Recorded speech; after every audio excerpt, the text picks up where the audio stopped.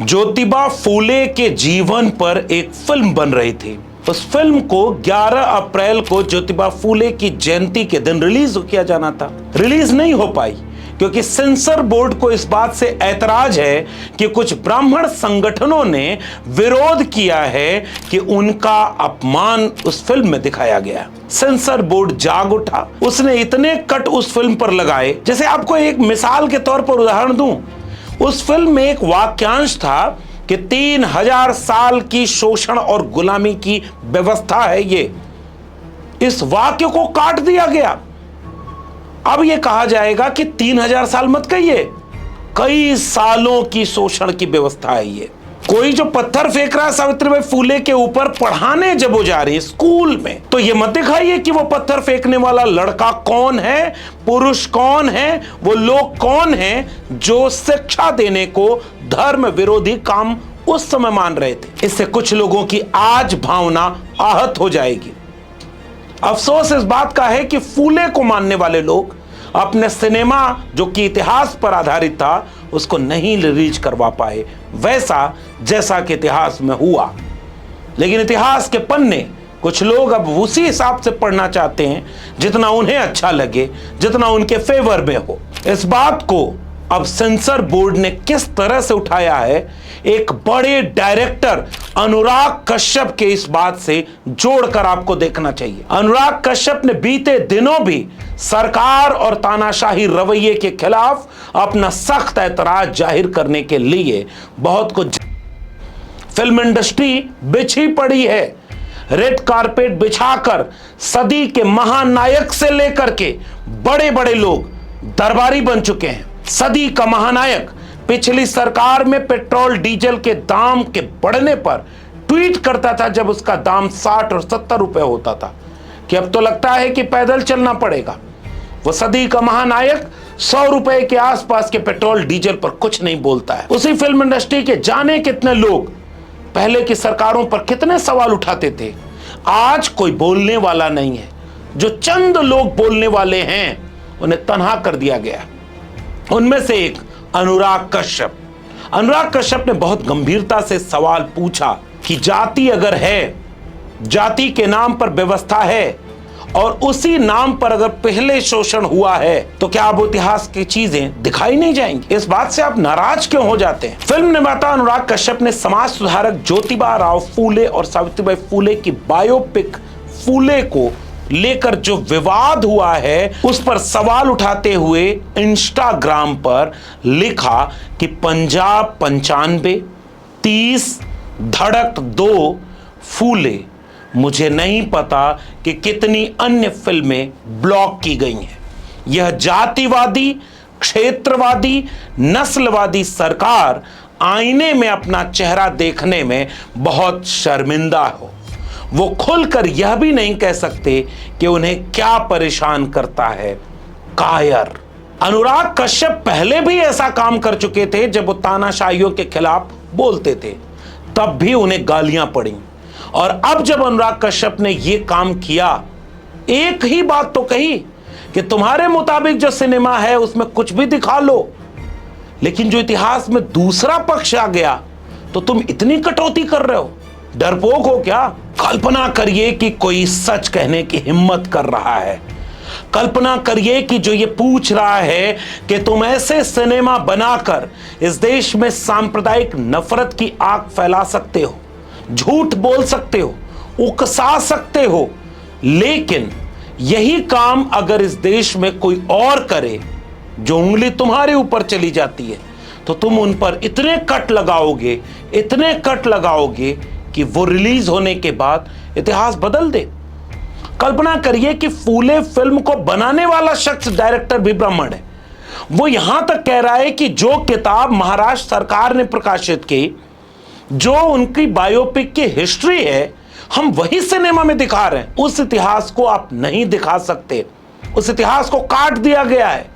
क्योंकि आज जो लोग भावना आहत होने की बात कह रहे हैं वो ताकतवर है। और फूले ने जिनके लिए लड़ाई लड़ी, फूले ने जिनके लिए शिक्षा की क्रांति की ज्योति जलाने की कोशिश की, सावित्रीबाई फूले ने जिसके लिए गोबर सहा, अपमान सहा, वो लोग खामोश हैं। सावित्रीबाई फूले और ज्योतिबा फूले देख रहे होंगे कि 2025 के देश में दिल्ली विश्वविद्यालय के प्रिंसिपल अपने कमरे को एसी से ठंडा करने की बजाय गोबर लीप रही है। यह भारत फूले दंपति नहीं बनाना चाहते थे, लेकिन यह आज के भारत में हो रहा है। और यह नफरत की आग चंद लोगों के लिए मुफीद है, लेकिन आप कल्पना करिए, इस पर बात ही नहीं हो रही। सिनेमा बना करके वो सच नहीं दिखाया जा सकता, जैसे इस देश के टेलीविजन को यह नहीं दिखता कि बोध गया के बौद्ध विहार के लिए आंदोलन चल रहा है, मुक्ति का आंदोलन। वो बौद्ध विहार का आंदोलन कह रहा है कि 1949 के बीटी एक्ट में संशोधन करो, क्योंकि इसके तहत हमारी कमेटी में केवल 4 मेंबर बौद्ध हैं, 5 गैर बौद्ध हैं। डीएम को तुमने अधिकार दे दिया, और बीते दिनों क्या क्या हुआ है इसका पूरा चिट्ठा वो वहां रखे हुए हैं। यही चिंता तो इस देश में वक्फ कानूनों के संशोधन के समय पे तो थी, और इसी चिंता को वक्फ संशोधन के लिए नए कानून को सुनवाई के दौरान जब सुप्रीम कोर्ट ने देखा, तो सुप्रीम कोर्ट ने भी तो पूछ दिया कि भाई तुम कितने मंदिरों में मुसलमानों को रखोगे। और बोध गया के बौद्ध विहार में आंदोलन कर रहे लोग आज भी पूछ रहे हैं कि कितने बौद्धों को तुमने कितने मंदिरों में रखा है।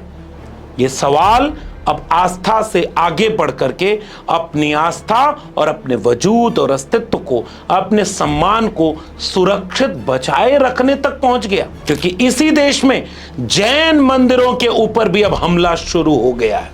29 मई 2024 की उज्जैन की रिपोर्ट बताती है कि उज्जैन के जैन मतावलंबियों का मंदिर ध्वस्त करने के लिए बुलडोजर खड़ा हो गया। मध्य प्रदेश की 6 जनवरी 2025 की रिपोर्ट बता रही है कि जैन मंदिर के ऊपर एक भीड़ जाकर के हमला करती है ताकि नफरत फैल सके, और जैन मतावलंबी इससे हताहत हैं। और ताजा मामला मुंबई का है। मुंबई में एक जमीन जिस पर जैन मतावलंबी लोगों का एक श्रद्धा और आस्था का केंद्र बना हुआ है, उसे मुंबई की म्युनिसिपल कॉरपोरेशन गिरा रहा है, और वो ये कह रहा है कि इस जमीन के कागज आपके पास कहां हैं। यानी नंबर सबका अब धीरे धीरे सामने आ गया। जैन मतावलंबी जिनके अपने कार्यक्रम में चंद रोज पहले जाकर के प्रधानमंत्री दिल्ली में कितनी अच्छी अच्छी बातें कह रहे हैं, जैन धर्म की तारीफ कर रहे हैं, जैनों को इस देश की तरक्की में कितना बड़ा योगदान है, इस बात को कोट कर रहे हैं। जरा सुनिए देश के प्रधानमंत्री जी जब जैन लोगों की तारीफ कर रहे हैं कि जैन धर्म हमें बाहरी दुनिया नहीं, खुद को जीतने की प्रेरणा देता है। जब हम खुद को जीतते हैं, हम अरिहंत बनते हैं। और इसलिए नवकार महामंत्र मांग नहीं है, ये मार्ग है। एक ऐसा मार्ग जो इंसान को भीतर से शुद्ध करता है, जो इंसान को सौहार्द की राह दिखाता है। और प्रधानमंत्री जी जिस वक्त तारीफ कर रहे थे, उस वक्त इस देश में जाने कितने जैन मतावलंबियों के ऊपर हमले हो चुके थे। जनवरी 2025 में मध्य प्रदेश के सागर के बड़ा बाजार क्षेत्र में जैन समाज द्वारा सागरोदय तीर्थ क्षेत्र के निर्माण के दौरान विवाद उत्पन्न किया गया। सोनी जड़िया समाज के कुल देवता के मंदिर को हटाने और तोड़फोड़ का आरोप लगा, और 2 समुदायों के बीच तनाव फैल गया। उत्तर प्रदेश के फिरोजाबाद में उसी जनवरी 2025 में जैन मुनि और मंदिर कमेटी के बीच विवाद सामने आ गया। मुनि का आरोप था कि कमेटी मंदिर परिसर का उपयोग सामाजिक और व्यावसायिक गतिविधियों के लिए कर रही है, जबकि कमेटी ने मुनि पर मंदिर के संपत्ति को कब्जा कराने का आरोप लगाया। दोनों पक्षों में मारपीट हो गई और कई लोगों को गंभीर चोटें भी आईं। झारखंड के शिखर जी आंदोलन जैन समुदाय द्वारा पारसनाथ पर्वत शिखर जी की पवित्रता बनाए रखने के लिए किया गया था। सरकार द्वारा इस क्षेत्र को पर्यटन स्थल के रूप में विकसित करने की योजना के विरोध में जैन समाज ने शांतिपूर्ण प्रदर्शन, रैलियों और उपवास किए। इस आंदोलन के दौरान 2 जैन मुनियों के उपवास के दौरान मृत्यु हो गई। अब मुंबई वाली घटना के बाद यह साफ हो गया है कि इस देश की सरकार और उनके लोगों को आपकी आस्था का सम्मान करने का वक्त नहीं है।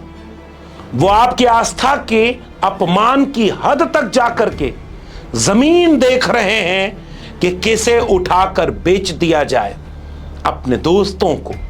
वो जमीन जो पूंजीपतियों के लिए करोड़ों रुपए का मुनाफा का आधार बन सकती है, वो जमीन जो लोगों की आस्था के लिए एक जमाने में बड़ा आधार रही होगी, उनकी आस्था को ठेस पहुंचा करके कब्जा कर लिया जाए। प्रधानमंत्री जी जैनों की तारीफ कर रहे हैं, उधर ये भी हो गया। और ये कोई नया नहीं है। 6 अप्रैल 2025 को इंडियन एक्सप्रेस में एक रिपोर्ट छपी। आरएसएस से जुड़ी पत्रिका विवाद के बीच राहुल विजयन ने वक्फ के बाद ईसाइयों को निशाना बनाने के लिए संघ परिवार की आलोचना की। विवाद बढ़ने पर ऑर्गेनाइजर ने अपनी वेबसाइट से वह लेख हटा लिया जिसमें दावा किया गया था कि देश में कैथोलिक चर्च सबसे बड़ा गैर सरकारी भूमि मालिक है। यानी आरएसएस का निशाना केवल वक्फ की जमीनों पर नहीं है, जैनों का भी नंबर आएगा, ईसाइयों का भी नंबर आएगा।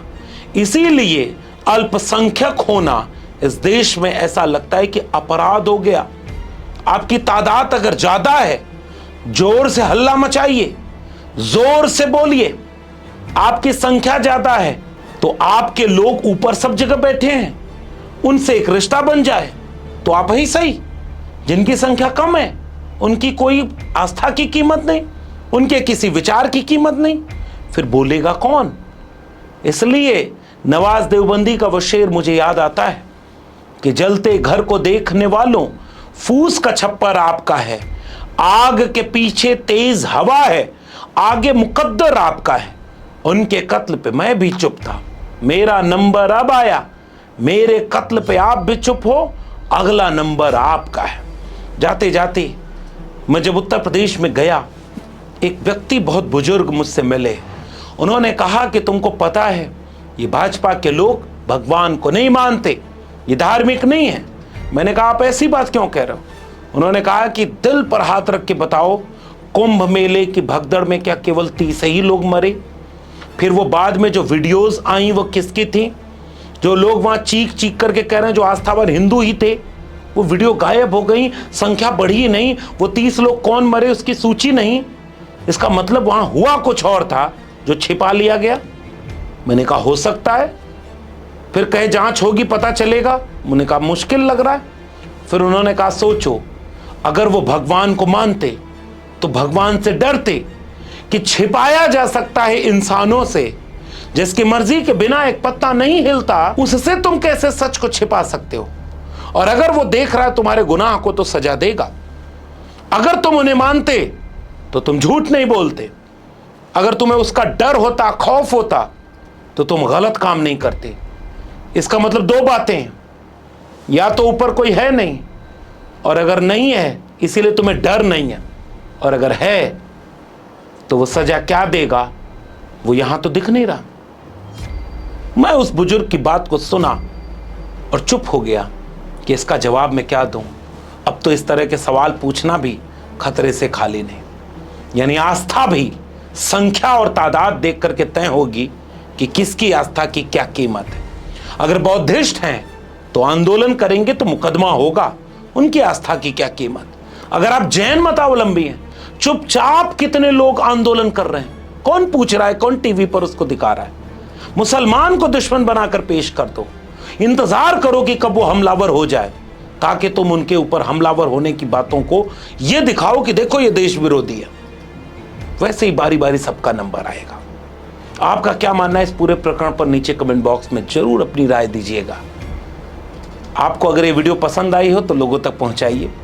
ये चैनल इसलिए भी सब्सक्राइब करिए क्योंकि हम वो दिखाना चाहते हैं जो आपके लिए तो जरूरी है लेकिन लोग आपको नहीं दिखाएंगे। बेल आइकॉन दबाइए तो अगली वीडियो की सूचना मिलेगी। ज्वाइन करेंगे तो थोड़ी हमें हिम्मत मिलेगी। अगर आप इस वीडियो को ट्विटर यानी एक्स या फेसबुक पर देख रहे हैं तो फॉलो करना मत भूलिए। फिर मिलेंगे उन सवालों के साथ जिसे सरकार छिपाना चाहती है लेकिन आपके लिए जानना जरूरी है। तब तक के लिए बहुत बहुत धन्यवाद।